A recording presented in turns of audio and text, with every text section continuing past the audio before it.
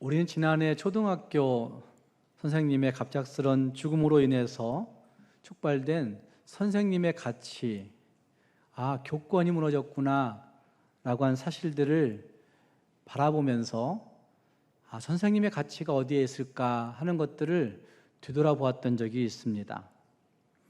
어쩌면 교육 현장에서 진짜 존속되어야 되는 좋은 열매를 맺기 위해서 반드시 지켜져야만 하는 예의와 규범들을 생각해 본 적이 있습니다. 어쩌면 지금도 많은 선생님들이 그 일 있고 난 다음에 나는 진짜 선생직을 계속해야 되나? 이런 갈등들을 가졌다고 이야기들을 합니다. 어쩌면 선생님의 그 직이 하나님이 나에게 주신 직분이다, 하나님이 나에게 주신 소명이다 라고 한 사실로 알고 열심히 그 직을 수십 년 감당해 온 선생님들조차도 왜 이렇게 이런 가치가 무너질까 이런 생각들을 가지면서 회의하고 허망의 느낌을 느끼고 마음이 텅 빈 것 같은 그런 느낌 속에서 우울감을 감출 수 없는 일들을 많이 보고 접하고 있습니다. 어쩌면 선생님의 가치뿐만 아니라 이 땅에 많은 가치들이 지금 무너지고 있는 현상을 우리는 보고 있습니다. 여러분이 중요하게 여기는 그 가치가 무너질 때 여러분은 어떻게 하시겠습니까? 나를 편안하게 만들어주고 나를 존재할 수 있게 만들어주는 가치, 내가 호사를 누릴 수 있게 만들고 나에게 만족감을 주고 나에게 성취감을 줄 수 있는 어떤 가치, 나를 즐겁게 해줄 수 있고 내 마음을 어쩌면 흡족하게 해줄 수 있는 어떤 중요한 가치, 이런 것들이 없어진다고 한다면, 무너진다고 한다면 여러분은 어떻게 대처하시겠습니까? 그것이 사람일 수도 있고 그것이 삶의 터전일 수도 있고 그것이 물질적인 것들, 주식이나 부동산이나 비트코인이나 이런 것들일 수도 있고 어떤 경우는 정신적인 문제일 수도 있고 영적인 기둥, 내가 정신적으로 이 사람을 의존했다라고 얘기할 때 정신적인 문제일 수도 있고 어쩌면 영적으로는 나는 그 사람을 존경해, 그분과 같이 살아야지 이렇게 생각하는 부분들도 있을 수 있는데 그 모든 대상들이 무너진다고 한다면 여러분은 어떻게 세상을 사시겠습니까? 어쩌면 이런 가치들이 무너진다고 생각하는 것은 아찔한 생각을, 두려운 생각을 우리 마음 가운데 갖게 만듭니다.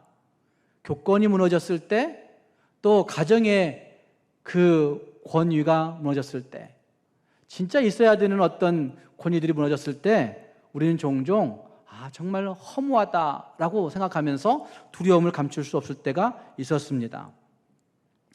어쩌면 이런 생각들은 사람을 두려움의 마음에 떨게 만들 때가 많이 있습니다. 사람들은 이 세상의 모든 것들이 내 삶에 지속 가능한 삶을 위해서 존재한다고 생각하는 경향을 가지고 있다고 해도 잘못은 아닐 것입니다. 모든 것들이 왜 있느냐? 내 삶이 지속 가능하기 위해서. 하지만 그리스도인들에게도 이렇게 물어볼 수 있습니다. 우리가 믿고 있는 이 믿음 생활, 신앙 생활이라고 하는 것, 여러분 무엇 때문에 신앙 생활을 지금 하고 계십니까? 내 삶에 지속 가능한 행복한 삶을 위해서 신앙 생활을 한다고 이야기한 사람들이 아마 많이 있을 것입니다. 믿는 신앙의 이유가 지속 가능한 내 삶에 있다는 말입니다. 그러나 하나님의 말씀은 우리가 계속해서 요한계시록을 살펴보시면서 하나님의 말씀은 인간이 가진 이 땅에서의 삶이 지속 가능하지 않다고 말씀하십니다. 우리가 지금 살고 있는 이 땅에서의 삶들이 가능하지 않다고, 유한하다고 말씀하고 있다는 말입니다. 그렇다면 우리는 어떻게, 무엇을 준비하며 세상을 살아야 되겠습니까? 우리의 삶들이 지속 가능하지 않다고 얘기한다고 한다면, 언젠가 반드시 하나님의 심판으로 유한하다고 한다면 우리는 과연 이 땅에서의 삶을 어떻게 살아야 되는 것입니까? 이것이 우리의 과제라고 저는 생각합니다. 요한계시록을 읽으면서 이 과제의 해답들을 종종 얻습니다. 오늘 읽은 말씀에도 우리에게 두 가지의 해답을 주십니다. 우리는 이렇게 준비하며 살아야 된다고 말씀하시는 것 같습니다. 먼저는 죄에 참여하지 않아야 된다고 말씀하는 말씀이 명백하게 나오고 있습니다. 함께 읽은 말씀 18장 4절 말씀에 이렇게 말씀하십니다. 내 백성아, 거기서 나와 그의 죄에 참여하지 말고 그가 받을 재앙들을 받지 말라고 말씀하십니다. 3절까지의 말씀에서는 큰 성 바벨론의 멸망을 선언하십니다. 그러니 그 큰 성 바벨론에서 나오라 이렇게 말씀하고 있고, 그리고 두 번째 명령은 그 죄에, 그들의 죄에, 큰 성 바벨론이 가지고 있는 그 죄에 참여하지 말라고 말씀하고 있고, 그들이 받을 재앙을 받지 말라고 말씀하신 말씀이 등장하고 있습니다. 여러분, 바벨론이 멸망당한 이유, 멸망의 이유가 무엇이라고 생각하십니까? 요한계시록 18장의 말씀에 보면 바벨론의 멸망의 이유를 오늘 읽은 말씀 3절 말씀에 두 가지로 저는 이야기하고 있다고 생각합니다. 한 가지는 3절 말씀 보시면 이렇게 얘기합니다.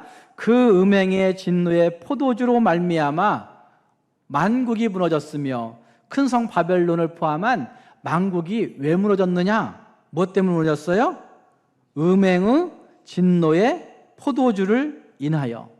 음행을 혼자 하는 게 아니라 여러 사람이 다 같이 하는 것이고, 그것이 포도주 잔처럼 퍼져가고 있는 모습들, 문화적인 형태 가운데 사회적인 저변에 음행이 그냥 용인되어지고 있는 형태들, 이거를 음행의 진노의 포도주 이렇게 표현하고 있다고 할 수가 있습니다. 어쨌든 그것으로 무너진 것입니다. 큰 음녀란 말이 지난주에 나왔는데, 큰 음녀와 음행이 상징하는 것은 매우 무섭고 두려운 모습이 저한테는 있습니다. 저만 그렇습니까? 여러분은 아닙니까? 왜냐하면 성경에 등장하고 있는 그 멸망의 이야기 가운데 소돔과 고모라의 이야기가 창세기 18장 그 중심에 나옵니다. 그런데 그 소돔과 고모라의 이야기는 우리가 지금까지도 음행으로 인하여서 멸망당한 도시 이렇게 생각하는 거 아닙니까? 그러니까 음녀 이야기 나오면 굉장히 두렵고 떨림으로 생각해야 되는 것이죠. 뿐만 아니라 역사 속에서도 그런 일들이 있었습니다. 폼페이, 얘가 완전히 화산으로 멸망당한 이유, 그냥 꼼짝 마라 끝나버린 이유, 폼페이 최후의 날이라고 하는 사진전이나 역사 속에 나온 유물들을 보면 정말 끔찍하게 죽은 거죠. 그냥 벗은 상태에서 그냥 싹 죽어버린 그런 일들이 많이 있잖아요. 그러니까 이 음행이라고 얘기하고 있는 이것은 결국은 생각해보면 인간이 쌓아놓은 찬란한 문명들이 인간의 그 본질적 욕망인 그 음행 때문에, 욕구 때문에 하나님이 한순간에 멸망시킬 수 있구나 라는 사실을 보여주고 있는 말씀이 음행의 진노의 포도주로 말미암아 멸망했던 큰 바벨성, 그 만국의 이야기라고 할 수가 있는 것이죠. 그리고 그뿐만이 아닙니다. 3절 말씀 보시면 그 말씀 가운데 그런 말씀이 있습니다. 또 땅의 왕들이 그와 더불어 음행하였으며 라고 이야기하는 거죠. 땅의 왕들이 음행했을 수도 있고 안 했을 수도 있죠. 아마 왕들이 권력 가지고 살아가는 그 사람들 가운데 그 왕의 권력을 잘못된 데 사용하는 사람들이 참 많이 있었습니다. 그런데 그들이 사회 전반에 퍼져가고 있는 음행의 문화를 막을 수도 있잖아요. 근데 막지 않아요. 그냥 방치하고 내버려 두는 일들이 벌어지는 거죠. 그래서 왕들의 음행이라고 표현되어지고 있는 이것은 정치 구조 속에서 그들이 방치하고 있는 음행의 역사도 있는 것을 보여주고 있는 것이죠. 그것으로 말미암아 정치 구조가 방치하는 사이에 음행의 문화가 펴져가고 있고 사회 문화적으로 저변으로 깔려가고 있는 현상들은 지금 우리 한국에서 경험하고 있는 모습들이라고 말할 수가 있는 것이죠. 소극적으로 조장하는, 소극적으로 그것들을 장려하고 있는 것 같은 그런 현상들이 왕들의 그 권력을 통해서 이루어질 수도 있구나 라는 사실들을 보여주고 있는 대목이 이 3절의 말씀이라고 할 수가 있는 것이죠. 어쨌든 인간이 가지고 있는 그 본질의 욕망, 이것 때문에 발생하고 있는 음행이 결국 그 큰 성 바벨론, 만국이 멸망하는 동기가 되고 있다라고 한 사실을 부인할 수가 없는 것입니다. 잠언 7장 21절부터 23절 말씀을 보시면 그 음행이 어떻게 멸망의 길인가를 잘 표현해주고 있는 것인데, 잠언 7장 21절 말씀에 보면 그렇게 말씀하십니다. 여러 가지 고운 말로 유혹하며 입술에 호리는 말로 꿰므로 사람들이 그렇게 꿰임을 당하죠. 포장되어진 좋은 것들로 유혹당하죠. 사람들이 가지고 있는 남자나 여자나 할 것 없이 가지고 있는 그 본질적인 욕망을 유혹하고 혹하게 만드는 것들을 뿌리치지 못하는 일들이 많이 있는 것입니다. 그것으로 말미암아 22절 말씀 가면 젊은이가 곧 그를 따랐으니 라고 얘기하지만 젊은이만 따르는 것이 아니라 중년도 따르고 노년도 따르죠. 그런데 23절 말씀 가시면 필경은, 그렇게 따라간 그 길이 필경은 화살이 그 간을 뚫게 되리라 라고 얘기하는, 화살이 간을 뚫어가면 죽음이죠. 그것을 그렇게 얘기합니다. 마지막 부분에서는 그의 생명을 잃어버릴 줄을 알지 못함과 같으니라. 생명 잃을 줄 알지 못하고 그 길로 달려가고 있는 그 세상의 모습을 잘 표현해주고 있는 잠언의 말씀이 음료, 음행의 역사가 결국 멸망의 이유가 되고 있다는 사실들을 말씀하고 있는 것이라 할 수가 있는 것입니다. 어쩌면 심각하게 생각해야 될 부분이 저는 여기에 있다고 생각합니다. 한국 사회에 만연한 음행의 문화는 정말 하나님이 지금 진노하심으로 한국을 통째로 멸망시키셔도 우리는 할 말이 없을 것 같은 사회를 지금 살고 있다고 하는 것입니다. 두 번째 이유는 과도한 사치의 이야기를 3절 말씀이 이야기하고 있습니다. 3절 말씀에 땅의 상인들도 그 사치의 세력으로 치부하였도다 하리라. 상인들만 사치로 치부하는 것입니까? 그렇지 않죠. 모든 사람들이 자기 이익을 위해서 과도한 사치를 위해서 치부하고 살아가는 그 사회적 현상들을 표현해주고 있는 것이라 할 수가 있습니다. 하지만 사치와 과도한 사치와 치부의 문제가 결국 우리의 욕구의 문제이고 그 욕구를 버리지 못함으로 말미암아 그 욕망을 버리지 못함으로 말미암아 우리가 멸망의 길을 걸어갈 수 있다고 하는 사실을 잘 표현해주고 있는 겁니다.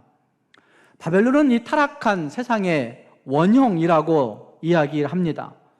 그래서 이 말씀들을 잘 종합해 보시면 어쩌면 그 죄에 참여하지 말라란 말씀이 무엇인가를 우리에게 잘 말씀해 주고 있는 것이죠. 세상 문화에 깃들어져 있는 그 죄악된 것들을 정말 모양이라도 버리기 위해서 몸부림쳐야 된다는 사실들을 볼 수가 있습니다.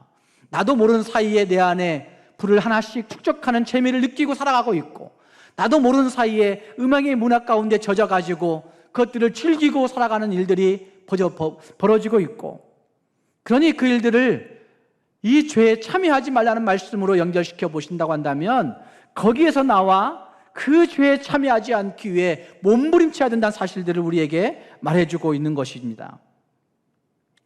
문맥적으로만 잘 생각해 보시면 내 백성아 거기서 나와 이렇게 말씀하신 말씀을 들어본다고 한다면 하나님의 백성들에게 말씀하신 말씀인 거죠. 내 백성들아 그곳에서 좀 나와보라고, 세상에서 나와보라고, 죄짓는 데서 나와보라고, 심판받는 자리에서 나오라고 부르시고 있는 하나님의 요청이 거기에 담겨져 있는 말씀이라 할 수가 있다는 말입니다. 오늘날의 교회가 이 소리를 들어야만 합니다. 교회가 들어야만 된다는 말입니다. 그런데 교회는 이 소리를 듣기를 싫어하고 거부합니다. 왜일까? 제가 생각해 보니까 교회가 세상에 오염되어 있기 때문에 그렇습니다. 하지만 예수님께서 우리에게 말씀하십니다. 너희는 세상의 빛이라고 말씀하십니다. 그러니 성도가 모여진 교회는 세상의 빛이 되어야 되는데도 불구하고 오늘날의 교회는 빛이 되지 못하고 있습니다. 분명히 예수 그리스도는 빛이시고 하나님은 빛이십니다. 그런데 그 교회를 이루고 있는 사람들이 빛이 되지 못함으로 말미암아 교회가 빛을 잃어버리고 있는 현상을 부인할 수가 없다는 말입니다. 무엇 때문에 그렇게 되어진 것이에요? 교회가 무엇에 오염되어져 있는 것이에요? 오늘 저와 여러분이 무엇에 오염되어져 있는 것이에요? 돈에 오염되어 있지 않습니까? 물질에 오염되어서 뭘 생각해도 돈으로 계산하고 돈으로 이야기하고 돈 아니면 말이 안 되는 세상 살고 있는 우리들의 모습들, 쾌락에 오염되어 있고 여러 가지 사치에 오염되어져 있고 자기 욕망에 오염되어져 있고 자기 이익에 오염되어져 있고, 그래서 그것들을 우상으로 숭배하는 그런 교회가 되어 있으니까 교회는 하나님의 음성을 듣지 아니하는 세상 교회가 되어져 있다는 말입니다. 어쩌면 교회는 형상을 대놓고 우상 숭배는 하지 않을 겁니다. 어쩌면 성도는 그래도 내가 성도인데, 그래도 내가 교인인데, 그래도 내가 지분받고 수십 년 살았는데 그래도 형상을 대놓고 숭배하지는 않을 거예요. 그럴 분은 한 분도 안 계실 거라고 생각이 되어져요. 그러나 그 형상이 무형의 형상일 때는 다르지 않습니까? 눈에 보이지 아니하는 무형의 형상을 우리는 대놓고 숭배하고 있는 거죠. 그렇지 않습니까, 여러분? 그러니 하나님 앞에 이 음성은, 죄에 참여하지 말라는 말씀은 회개하라는 음성으로 들을 수 있다는 말입니다. 회개하라. 그 자리에서 나와라. 어쩌면 교회 안에 들어와 예배하면서도 이곳에 하나님의 임재가 분명히 있음에도 불구하고 그 임재하심을 경험하지 못하는 내 죄된 모습들, 주님이 이곳에 계심에도 불구하고 이 자리에서 주님을 만나지 못하고 있는 우리들의 모습들, 교회에 들어오면 어린 양 예수 그리스도를 생각하고 예수를 마음속에 새기고 예수로 말미암아 내 그 죄악된 그 세상의 욕망들을 다 정화시키고 하나님 앞에 나가야 됨에도 불구하고 내 생각들이 우선되어서 예수 만나지 못하고 있는 우리 인생들. 그래서 예수 믿는 사람들을 보니까 똑같이 돈 좋아하고 똑같이 권력 좋아하고 똑같이 윗자리에 앉기를 좋아하고 똑같이 쾌락 추구하고 똑같이 세상 이야기하고 똑같이 우상 숭배하고 똑같이 사치스럽고 똑같이 자기 힘 자랑하고 똑같이 자기 권세 자랑하고. 그러니 교회 와서 보니까 직분 가진 사람들 보니까 세상과 다를 바가 없어요. 그러니 교회 오고 싶은 마음이 없어지는 거죠.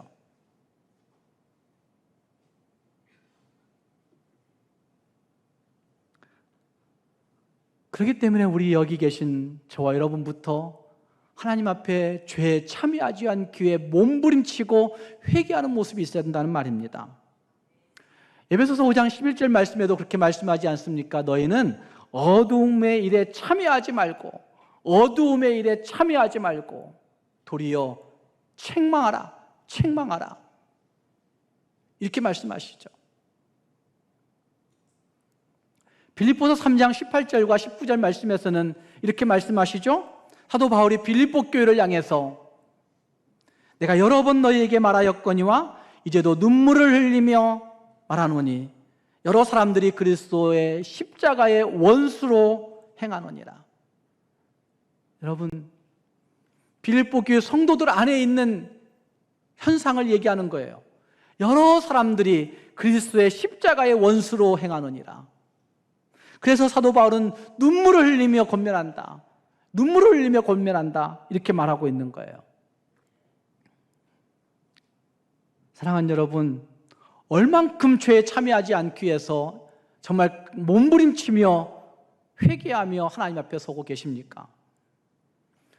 조나단 에드워즈라고 하는 목사님이 계신데 이 목사님은 미국의 대각성 운동을 일으켰던 정말 핵심 인물 중에 한 사람이죠. 그러니까 뭐 부흥사 같은 사람은 아니고 좋은 신학자이고 설교가였습니다.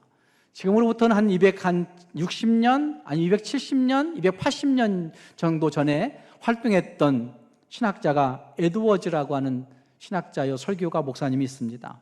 그런데 이는 그냥 뜨거움만 있는 그런 어떤 신비적인 것만 있는 목사님이 아니셨고 이분은 프린스턴 대학이라고 하는 미국의 동부에 있는 정말 좋은 대학이 있어요. 신학대학원이 엄청 좋은. 그래서 지금 많이 자유주의화 됐다 얘기하지만 어쨌든 그 프린스턴 대학의 초창기 총장을 지내신 진짜 학자이시죠. 근데 에드워즈 목사님이 1000편이 넘는 설교를 했습니다. 그래서 설교가 정리되어서 설교집으로 나와 있는데 1000편이 넘는 그 에드워즈의 설교 중에 가장 유명한 설교 한 편을 꼽으라고 한다면 그 설교는 진노하시는 하나님의 손아귀에 있는 죄인들, 이란 제목의 설교입니다. 진노하시는 하나님의 손아귀에 있는 죄인들. 이 설교는 영문학적인 가치도 있어서 한동안 오랫동안 미국 고등학교 정식 교과서에 그 원문이 실려 있었어요. 그 영문학적인 가치가 있는 그 부분이 진노하시는, 분노하신 하나님의 손아귀에 있는 죄인들.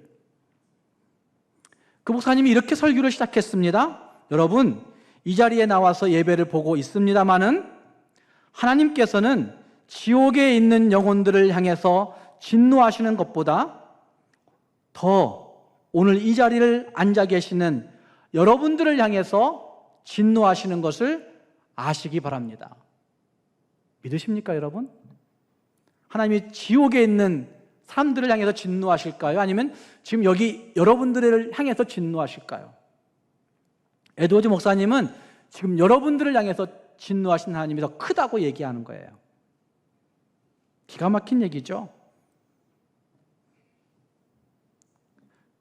또다시 이렇게 설교합니다. 하나님의 진노가 불타고 있습니다. 지옥의 불길은 지금 무섭게 타오르며 이글거리고 있습니다.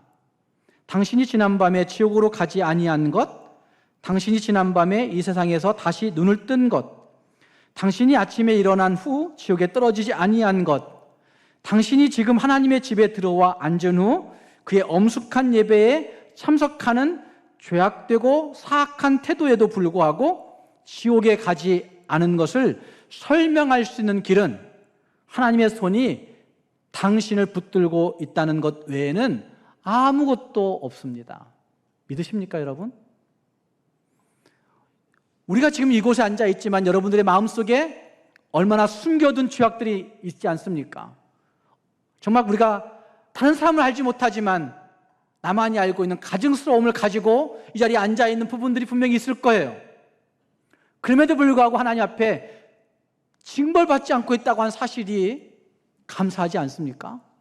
하나님의 진노가 지금 여기 내리지 않는다는 사실이 얼마나 감사하고 얼마나 은혜입니까? 그 이유가 뭐예요?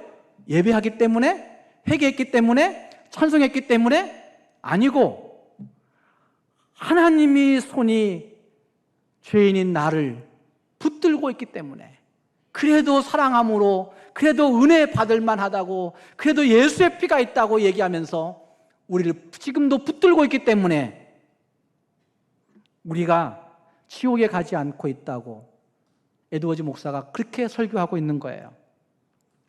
그러나 하나님이 손을 거두시면 떨어지는 바윗돌을 거미줄이 멈추게 할 수 없는 것과 같이 여러분은 즉시 굴러떨어져 지옥의 밑없는 구덩이로 빨려 들어갈 것입니다.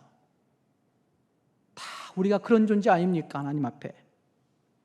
그 당시에는 전기가 원활하게 공급되지 않아서 그 설교에 추석을 낳는 사람들이 그 당시에 촛불을 켜놓고 저녁 예배 때 이 설교를 90분 했다고 얘기를 해요. 그 자리가 다 눈물바다가 되었다고 합니다. 어찌할꼬 하나님 앞에 우리가 어떻게 할꼬. 빌립보서 3장 18절 말씀은 이와 같이 눈물로 호소하는 사도 바울의 설교입니다. 눈물을 흘리며 말하노니 너희가 혹시 그리스도 십자가의 원수로 행하지 아니하느냐, 이렇게 말하면서 회개하라고 이야기하는 마음이 있습니다. 왜 눈물을 흘리며 안타까워했습니까? 19절 말씀은 그렇게 얘기해요. 19절 말씀에 그들의 신은 배요, 그들의 영광은 부끄러움에 있고 땅의 일을 생각하는지라. 땅의 일 생각하기 때문에, 너희가 너무나 땅에 젖어 있기 때문에 사도 바울이 눈물을 흘리며 그들에게 회개하라고 이야기하고 있는 것입니다. 사랑하는 여러분, 참여하지 않기 위해서 얼마나 몸부림치며 하나님 앞에 회개하며 살고 계십니까? 자기 이익만을 위해서 살고 부끄러움을 모르고 살고 땅의 것만을 생각하는 그 사람들의 모습, 혹시 우리가 십자가의 원수가 되어 이 땅을 살고 있는 것은 아닌가 하는 생각을 성경 말씀이 말하니까 한번 적용하며 생각해 볼 필요가 있다는 말입니다. 그러면 정말 참여하지 말아야 할 죄는 무엇일까? 요한계시록 18장, 17장이 말하고 있는 말씀 가운데 진짜 참여하지 말아야 할 죄는 무엇일까? 읽었던 말씀은 악의 본질을 잘 서술해주고 있습니다. 그런데 17장 6절 말씀을 보시면 이런 말씀이 있습니다. 17장 16절 말씀을 한번 보십시오. 내가 본 바 이 열불과 짐승은 누구를 미워해요? 음녀를. 열불과 짐승은 누구일까요? 사탄일까요? 사탄 아닐까요? 마귀일까요? 마귀 아닐까요? 열불과 짐승은. 요한계시록이 이야기하고 있는 상징적인 그 단어들이 많이 있는데 열불, 짐승, 동물 이런 다 짐승을 통틀어서 마귀, 사탄을 이야기할 때 이런 표현들을 썼다고 제가 말씀드렸었어요. 그러니 열불과 짐승은 그 사탄을 이야기하는 거예요. 그런데 음녀도 사탄을 이야기하는 거예요. 근데 왜 사탄이 사탄을 미워해요? 16절 말씀이 그렇게 얘기하는 거죠. 열불과 짐승은 음녀를 미워하여 어떻게 해요? 망하게 하고 벌거벗게 하고 그의 살을 먹고 불로 아주 사르리라. 왜 그럴까요? 같은 편인데 불갑은 운명의 공동체인데 왜 그런 일이 벌어질까요? 그것은 악의 죄에 내재되어 있는 파괴적인 힘 때문에 그런 거예요. 잘 되는 꼴을 두고 볼까요? 보지 않을까요? 두고 보지 못해요. 그게 죄의 속성이죠. 본성이죠. 그러니까 열불과 짐승이 보니까 큰 음녀가 모든 걸 지배하는 것 같아요. 그러니까 그를 미워하고 그를 모함하고 망하게 해서 벌거벗게 하고 다 죽게 만들어버리는, 서로 싸우다가 함께 죽는 그런 일이 벌어지는 거죠. 어쩌면 우리 안에 내재된 악은 자기 잘난 맛에 사는 그런 모습이 있어서 다른 사람들을 인정하지 않죠. 다른 것들을 인정하지 않죠. 그래서 나름대로의 자기 선함, 나름대로의 자기의 의, 나름대로의 자기의 공로, 나름대로의 자기의 신앙, 자기의 믿음, 자기의 직분, 자기의 무엇, 이것을 드러내며 살고자 하는 것이 사탄적인 욕망을 가지고 있는 인간의 타락한 본성이라고 이야기할 수가 있는 거죠. 그것 때문에 결국은 다른 사람들을 파괴할 뿐만 아니라 자기 자신도 파괴되어지는 것, 이것을 표현하고 있는 것이 16절의 말씀인 거죠. 17절 말씀으로 가면 그것을 자기 뜻대로 행하는 마음이라고 표현하고 있습니다. 자기 뜻대로 행하는 마음이라고 표현하고 있습니다. 그래서 이것을 본문이 하나님이 마치 그것을 주셔서 자기 뜻대로 하는 마음으로 살게 하셨다, 이렇게 하나님이 하셨다 이렇게 얘기하겠지만 그것이 아니라 그들의 악한 본성과 태도를 하나님이 보시고 그래, 네 마음대로 해봐, 네 마음대로 해봐 이렇게 방치해 두시는 과정을 이야기하고 있는 거예요. 그리고 사사기서 21장 말씀에서는 이것을 어떻게 표현하고 있어요? 자기 소견에 옳은 대로 살아가는 인생들이라고 표현하고 있는 모습이 나타나고 있는 것입니다. 이것이 교회 밖 예수 모르는 자들에게 나타난 것이 아니라 교회 안의 사람들에게서도 일어난다는 사실들을 말씀하고 있는 것입니다. 사랑하는 여러분, 우리는 혹시 그런 죄를 가지고 있는 것은 아닙니까? 파괴적인 힘을 가지고 있는 내재된 그 악의 본성을 그대로 가지고 이 땅을 살고 있는 것은 아닌가 한번 생각해 볼 필요가 있다는 말입니다. 또 한 가지는 18장 1절 말씀과 2절 말씀을 보시면 거기에 그런 말씀이 있습니다. 하늘에서 내려온 큰 권세와 영광의 빛이 임하자 인간이 가지고 있는 모든 것들이 한쪽으로 몰려가는 현상을 18장 1절과 2절이 표현하고 있어요. 땅이 환하여지더라. 2절 말씀에 힘찬 음성으로 외쳐 이르되 무너졌도다 무너졌도다 큰 성 바벨론이여 라고 얘기하는 선포가 이루어지자 귀신의 처소와 각종 더러운 영이 모이는 곳과 각종 더럽고 가증한 새들이 모이는 곳, 그곳이 한쪽으로 모여지는 거예요. 망할 곳으로 모여지는 것을 표현하고 있는 것을 볼 수가 있습니다. 하지만 이 말씀들은 하나님의 영이 임하자, 하나님의 빛이 임하자 어쩌면 인간 가운데 가지고 있는 그 아집들이, 고집스러운 것들이 하래로 내려가는, 하층부로 내려가는 것과 같은 모습을 표현해내고 있습니다. 찰스 스윈돌이나 찰스 스콧이라고 하는 목사님들이 이 부분을 이렇게 해석했어요.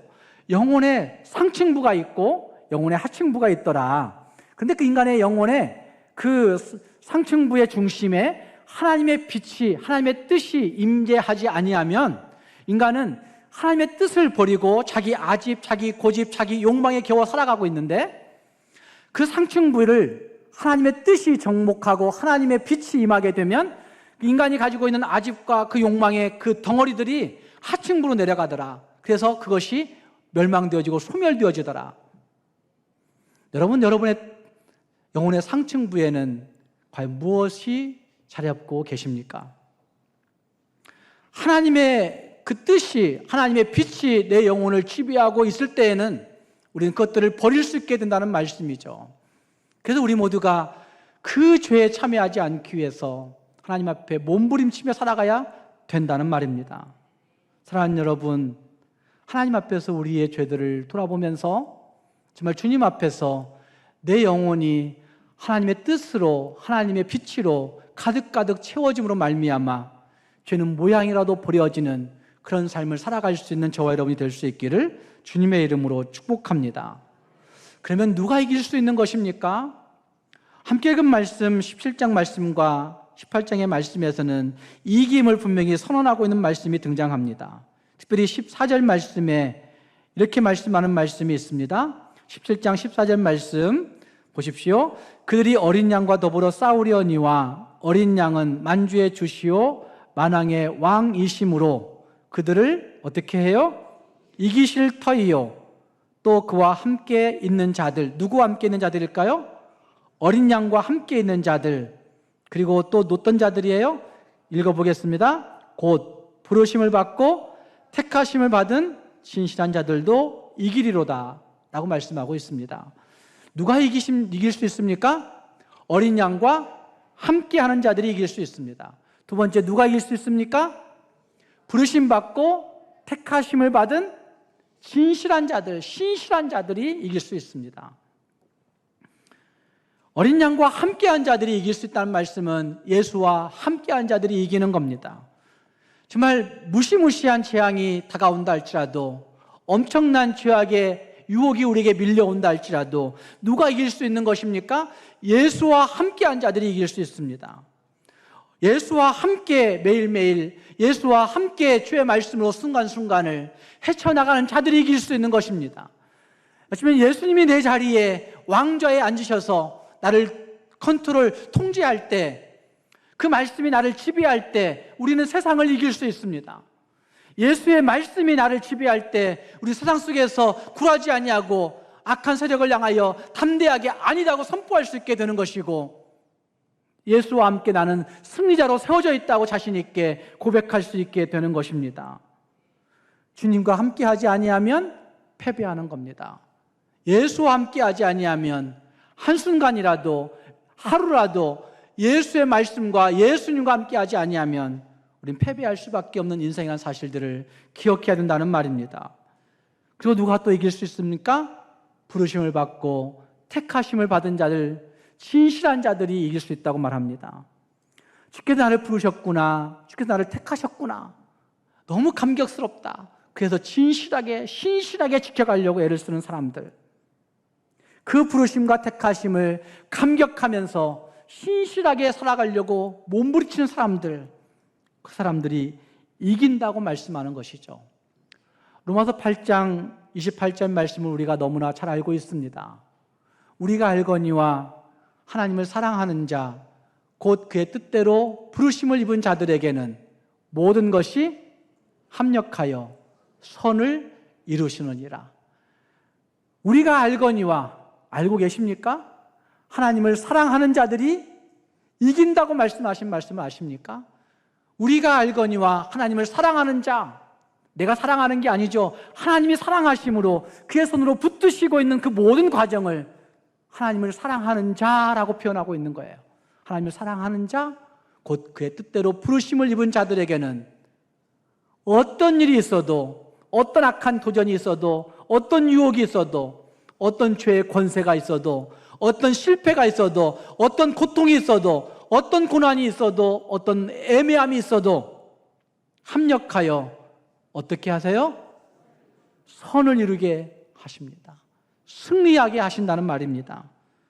사랑하는 여러분, 어린 양과 함께 예수와 함께 살아가 이길 수 있는 여러분들이 될 수 있기를 바랍니다. 예수와 함께하면 예수 그리스도 그분이 여러분의 길들을 여시고 이끌어 주십니다. 피할 길도 주시고 생각할 지혜도 그분이 열어주시고 살아가야 할 일들 가운데 필요한 것들로 애통해할 때, 애타할 때 모든 필요한 것들을 주께서 공급해 주시고 그분께 내 모든 것들을 다 아리고 맡길 때 그분이 내 모든 삶을 가장 좋은 것들로, 가장 보배로운 것들로, 가장 아름다운 것들로 장식하셔서 그 문제들을 해결해 주신다는 말입니다. 그러니 예수 그리스도와 함께 하는 길밖에 해답이 없는 것입니다.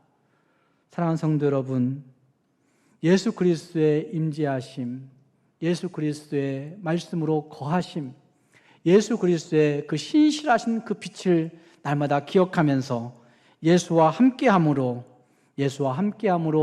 이 세상을 이기고 자신 있게 살아갈 수 있는 이기는 자들이 될 수 있기를 주님의 이름으로 축복합니다. 기도하겠습니다.